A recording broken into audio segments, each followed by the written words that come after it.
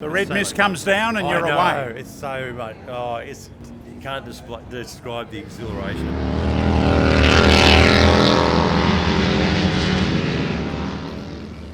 Steve, welcome to Triscript Tales. My pleasure.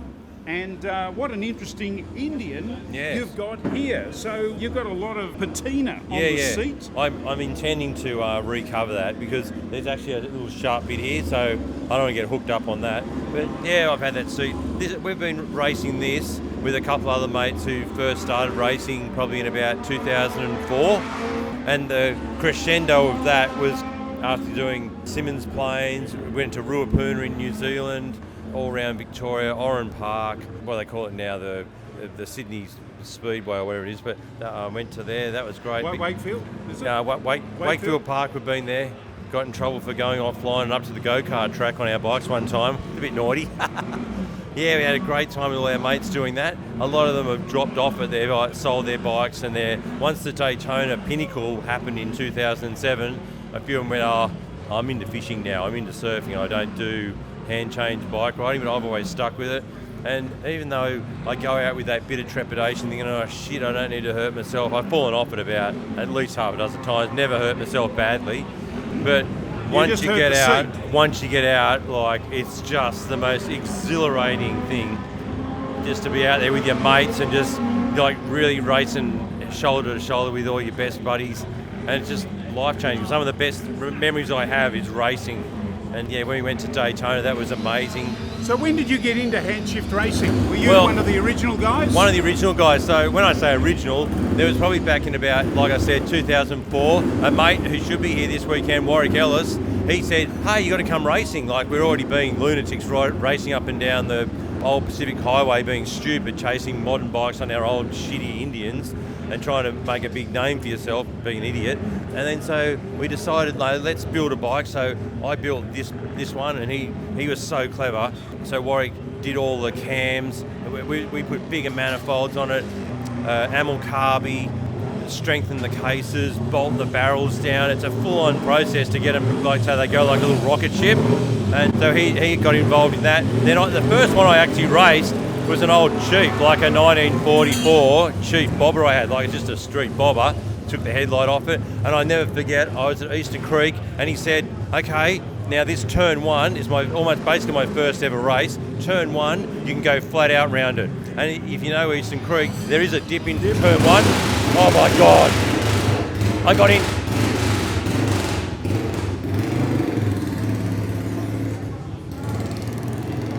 There goes the set. So you were racing at Eastern Creek, Steve, and flat out through the first corner. Flat out on this bloody big Chief, and it got into this massive, leapt up in the air on that first turn it's got a bump in it, and I thought I'm going to die. I just crossed up that way, the back came back around, and I managed to hang on to it. I'm not even a good rider, just arse luck that I didn't come off.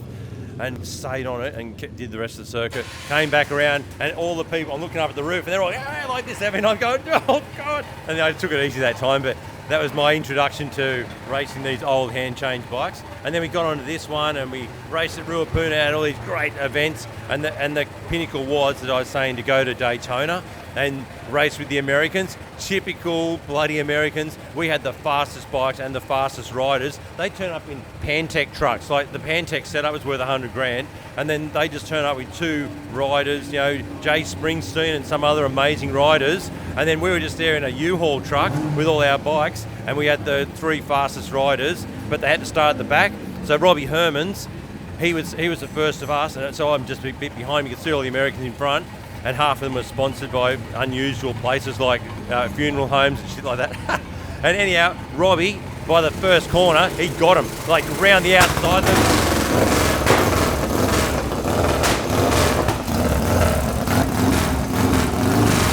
Oh, hang on, another one's going.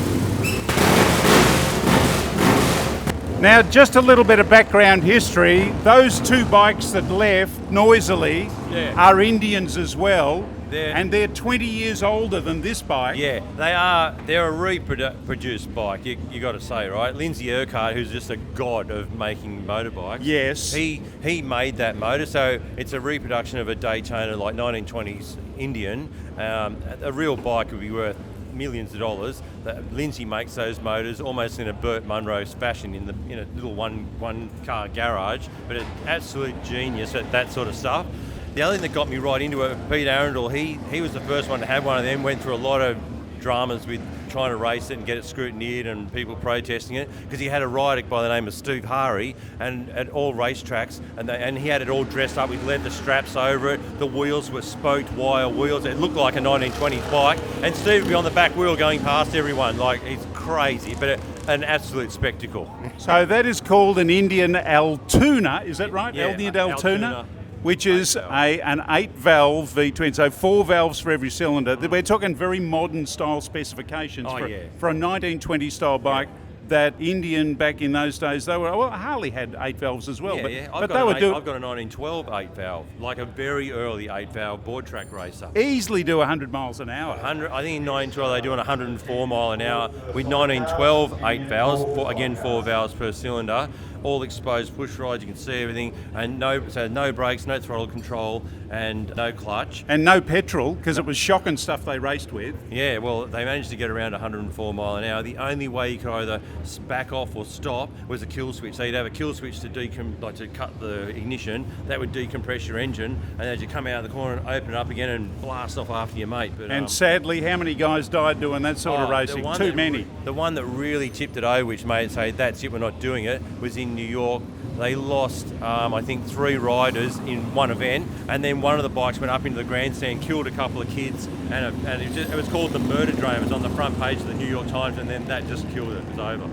So very dangerous. Called board track racing, and anyway, that's a story for another day. We digress, but getting back to Daytona. Just amazing. So what happened was we went to another track called Roebling Road. It's all in this North Carolina sort of area. Went to Dale Walksler's Wheels Through Time Museum. He is a total nutcase. He just walks around with the arse hanging out of his pants, cigar hanging out of his mouth, and has about $20 million worth of just shed stuff. Amazing cars, amazing bikes. He introduced us to his shed by doing line lockers down the middle of his shed on a Crocker, a bike worth $300,000 or $400,000, and then he'd pull these other bikes out. We were helping him fix up. He had a little pedal Indian, a 1903 or 4, and we pulled that apart and got it going. He was so impressed that we could get it going. He had a Hill Climber, another very fancy bike. He had he had the cams in backwards, and we fiddled around with it, got it going. It actually caught on fire once we started. We put it out, of course. So we had a great time at Dale's place. He let us ride around on all his bikes, had a great time. And then we went to Roebling Road, a racetrack there, and it rained. Half the Americans just pushed their bikes off the track, wouldn't go out. We all went out like lunatics. I think I was the lowest place. I came 9th, and I was still in front of most of the Americans, and we thought, we're going to kill these bastards at Daytona. Robbie was in front, and we were all having a great time. I think they dropped a valve on that bike that Bill Bryce had built, and Robbie came second. The American that I had, the big pan truck, I had a $1 bet with him. He's one of those big Texan sort of guys. I'll bet you, boy. And so I said, I'll bet you we beat you tomorrow. He said, how much you want to make a bet, boy? I said, $1. And he was straight over to get his $1 when we lost on the Sunday. But when you got to start from the back to try and win, it's pretty hard. But we had the best time in Daytona, and this little rocket, we had a drama. I built a second motor just in case I had a problem. I'm blasting around the track like a lunatic around the International Horseshoe, back onto the big straight to go up onto the bank circuit, and it just went bang. I looked down, and the chain was still on the ground, still running. Luckily it didn't throw me off, and the entire primary and all of the gearbox stuff had just blown out the side of the bike. And it was like the worst thing that could ever happen. Went to a few different American guys, lovely blokes, and they gave me all the stuff I needed to put that gearbox back together, and they were really super helpful people, so got me back on the track the next day. But yeah, just life-changing Daytona. That was awesome. Yeah. Well, they are great motorcycle racing memories, and certainly puts a smile on your face. Yeah, it's every time I go out and come back in, you're in a lather of sweat. I mean, if you watch us go around, we look like a bunch of old women just tottering, but it's really hard to hang on to these bloody things, and you feel like you're racing like a total maniac. But on the odd occasion when I don't go out and you watch your mates, come on guys, you can go faster than that, but you're actually riding like hands and heels with these bloody things. And every time I come back in, it's the most exhilarating feeling, like you feel 10 foot taller and 10 years younger. It's amazing. So if you're wanting to feel a little bit taller, if you want to, certainly Eddie Garner wants to feel a little bit taller, and if you want to feel a whole lot younger, you get one of these. Handshift Racing, and if you want to travel the world with it, you can take it to America and Europe. Yeah, they got plenty of racing over there. So I've really only taken it to America, and we've been in New Zealand a couple of times, and Tasmania and stuff like that. But so how'd you go getting the bikes over to America? Now that was another story, but an amazing story. We had a mate, Bill Bryce. He organised a 20-foot container, and don't forget we had 20 bikes. So how do you fit 20 bikes into a 20-foot container? Very carefully. Yeah. So basically, I was there for the load up. So pretty well, what we did is we got each bike and pushed it sideways into the container. So you'd have 1, 2, 3, 4 bikes pushed in sideways. Then we built a roof over the top, put the roof on, and then we ramped the other 4 bikes on top. So we basically stacked 10 bikes on the bottom and 10 bikes on the top with all our racing gear and took them all to America. And we had to do all these special things that we were all so worried about that we would comply, but so we had to lock wire everything, have a nappy on the bike, where's your AMC membership, where's your this, where's your that. We were so worried we weren't going to comply with all these rules and stuff, but Tony Blaine, who unfortunately has left us now, he organised the whole thing and we had the bloody best time. Like it was just an awesome event, but he really organised it with the AMC as to how to, make sure your bike qualifies and all that sort of thing. So yeah, hats off to Tony, he did a great job and we all had a fantastic time. That is amazing. I think if anyone's seen the movie World's Fastest Indian, you know what sort of problems you can go through when you're importing stuff, and even the John Britton story. Getting that bike over there wasn't easy, so you need really good logistics. Yeah, we did. We had a really good shipping agent. We all knew that we had to keep the bikes clean, make sure you've done this, make sure you've done that, make sure everything's lock wide, make sure you got your catch tank, make sure you got your nappy. Tone was having meetings with us once a month to confirm, look, you make sure, guys, they're really tough. You've got to have this, you've got to have that. That must be lock wide. This must be this. You can't have this, you can't have that. And all your paperwork, and make sure we had to join up to become a member of the AMC to actually race there. So yeah, it's pretty full on. And once you've done that, it's all smiles. It was sort of the peak, and then I'm saying downhill from there, but a lot of the guys, they got out of it after that. They sort of had other things to do. I don't know, I love it. It's just a great mateship thing. I come down here and stay at Pete Berthels's house and we have a great time. Yeah, I drive back tomorrow. I drive 8 hours back to Sydney, but I'll leave the last race tomorrow and throw everything in the truck and go. I'll be home by midnight to a beach house at Yamina and hang out there for 2 days.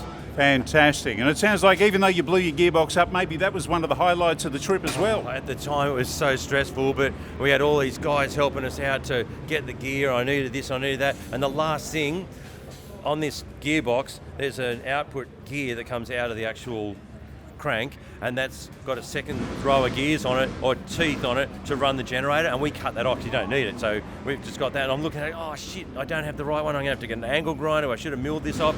And I said to one of the guys, have you got an American, have you got an angle grinder? I've got to cut this bloody thing off, trying to lineage it back so I can fit it on my bike. He goes, have this one. And he gave me the one that was all lineaged, beautiful, ready to go. I'll take your one, I'll machine it later. Great people, like, in that regard, so yeah.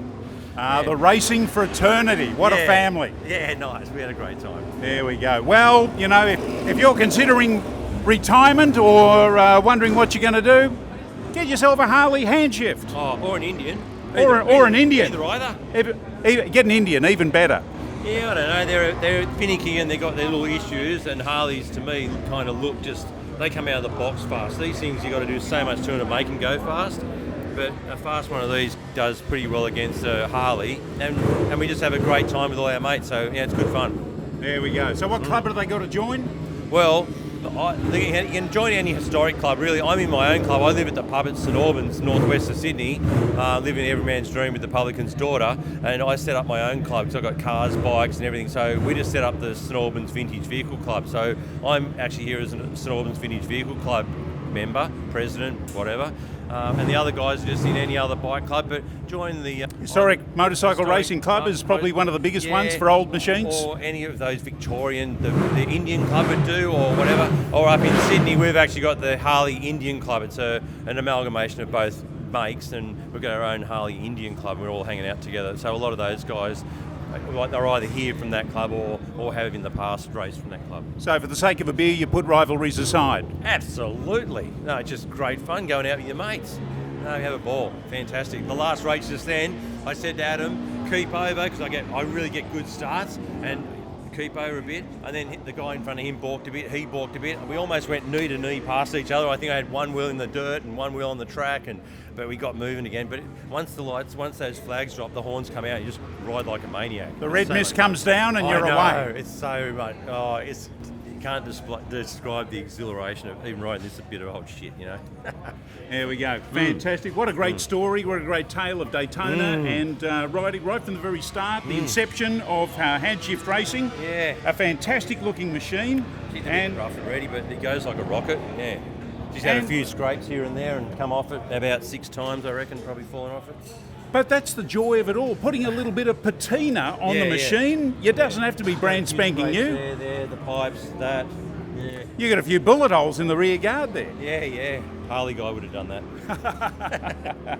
Well, Steve, it's been fantastic. No, my pleasure. Thank you very much. Thank you. Follow us, stick close, and don't forget to like, subscribe, and comment, and stay upright, and have a lot of fun. Consider going racing. Handshift, what a way to go.